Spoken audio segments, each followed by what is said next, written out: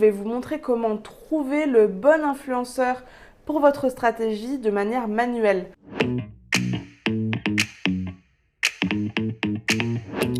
Dans un premier temps, alors je vais vous montrer les critères d'un bon influenceur. Déjà, il faut savoir qu'à chaque marque, son influenceur. Il n'existe pas de bon ou de mauvais influenceurs. Comme j'ai pu vous montrer dans le chapitre précédent, c'est vrai qu'il y a des influenceurs qui sont moins à croire que d'autres, mais en réalité, cela dépend de votre objectif et de votre marque.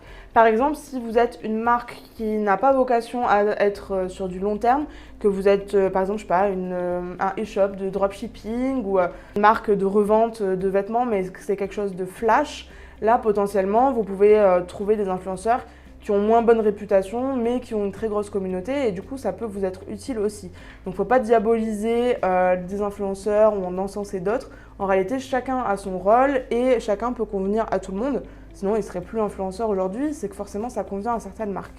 En numéro 2, dans le cadre où, moi là, je vais beaucoup parler, dans le cadre où vous êtes une marque qui veut du long terme, qui veut s'engager avec des bons influenceurs, qui veut des collaborations qualitatives et vraiment sur le long terme, comme je vous ai dit, il faut vérifier que l'influenceur ait des collaborations qui sont peu nombreuses, qui soient qualitatives et indiquées. En fait, ce qui est important, c'est de regarder que l'influenceur ne fasse pas que des collaborations tout le temps, parce que son public, potentiellement, il peut en avoir marre, et il peut se lasser et pas forcément se désabonner. Donc en fait, vous allez payer le prix d'un influenceur à 1 million d'abonnés, mais en réalité, seulement 10 000 de ses abonnés le suivent quotidiennement.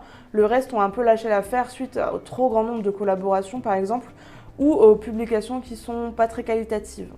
Le troisième critère, c'est qu'il apporte une réelle valeur ajoutée à votre marque, c'est-à-dire qu'il a quelque chose en plus, c'est-à-dire qu'il peut vous apporter une expertise particulière, une communauté particulière, enfin bref, qui est vraiment une valeur ajoutée par rapport à d'autres influenceurs. Si vous devez faire le choix de 10 influenceurs et que vous en avez 20 dans votre panier, il va falloir choisir ceux qui pourront vous apporter quelque chose comparé à ceux qui vont juste faire comme les autres. C'est important d'avoir cette affinité aussi avec les influenceurs quand vous allez les contacter. Et en dernier, je dirais qu'il faut que sa cible corresponde à la vôtre. En fait, il faut que ses abonnés correspondent à votre cible plus précisément. C'est-à-dire que si vous êtes un restaurant à Paris, par exemple, vous n'allez pas choisir un influenceur qui est à Barcelone. C'est pas trop logique parce que vous allez vouloir que ses abonnés viennent dans votre restaurant. Donc on va choisir des influenceurs qui sont de Paris pour un restaurant à Paris.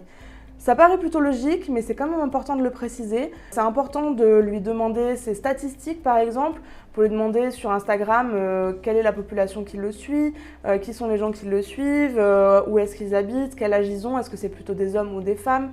Ça va vraiment être super intéressant. Vous pouvez aussi regarder les commentaires, qui est actif sous ces publications. Vous pouvez aller regarder le profil des gens, à quoi ils ressemblent, qui sont-ils.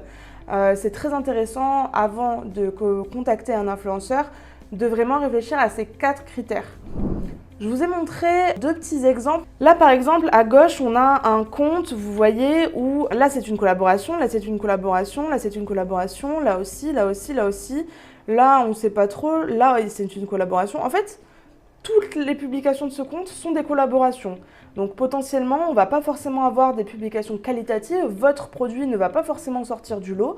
Alors effectivement, c'est un compte, c'est un petit peu différent parce que c'est un micro-influenceur, du coup qui reçoit beaucoup de gifting et en général, ces personnes-là, elles se suivent entre elles en fait, elles font le même genre de publication, elles se suivent entre elles pour s'entraider et pour se montrer ce qu'elles font et elles s'influencent entre elles, donc c'est pas vraiment, ça va pas forcément être une cible super intéressante que vous allez pouvoir toucher là. Contrairement à ce genre de post qui est un compte pareil de micro-influenceuse qui est beaucoup plus aéré au niveau des collaborations. Là par exemple vous pouvez en voir une et une ici, mais le reste ça va pas forcément être des collaborations, peut-être ça et encore je suis même pas sûre.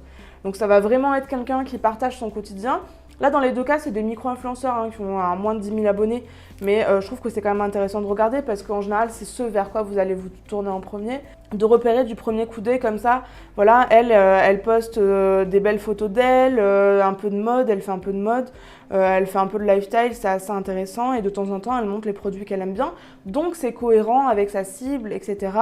Vous allez pouvoir voir qu'effectivement elle a l'air d'avoir un enfant, donc potentiellement ça peut intéresser. Peut-être que parmi ses abonnés il y a pas mal de mamans ou de papas et que si vous faites des produits en rapport avec ça, vous allez pouvoir l'identifier comme quelqu'un qui pourrait être intéressé par ce genre de produit.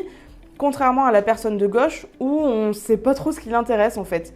Là on a du CBD, là on a des trucs So Shape, une aire de jeu, là c'est des shampoings, des gels douche, là des smoothies. Bref, on ne sait pas, en fait c'est tout et rien, alors que là elle on a plutôt voilà, des petits produits de beauté qui sont des produits de parapharmacie, je crois que ça c'est Nux par exemple, enfin bref. On voit vraiment qu'il y a une différence entre les deux profils du premier coup d'œil. Ce que je vous invite à faire, c'est d'essayer de tomber sur des profils comme ça au hasard et d'essayer de définir, vous, ce qui vous attire ou ce qui vous répulse sur ces profils.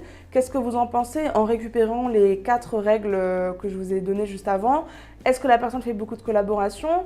Est-ce que le peu de collaboration qu'elle fait est qualitative? Est-ce qu'il y a des descriptions personnalisées? Est-ce qu'il y a un effort sur la mise en scène? Parce que là, clairement, on voit qu'elle a juste posé ses produits sur une table et pris une photo. Là, on voit qu'il y a un réel effort sur la mise en scène avec le produit, une plante, le napperon, etc. Donc, il y a un vrai effort et votre produit sera réellement mis en avant de la bonne manière. Donc voilà, c'est tout pour cette réflexion, pour cette première vidéo. N'hésitez pas à liker cette vidéo si elle vous a plu et de nous laisser un commentaire pour nous dire ce que vous en avez pensé. Pour plus de conseils, abonnez-vous à la chaîne de La Fabrique. Nous publions régulièrement les meilleures méthodes pour créer et développer votre entreprise, devenir indépendant ou trouver de nouvelles sources de revenus avec le web. À bientôt!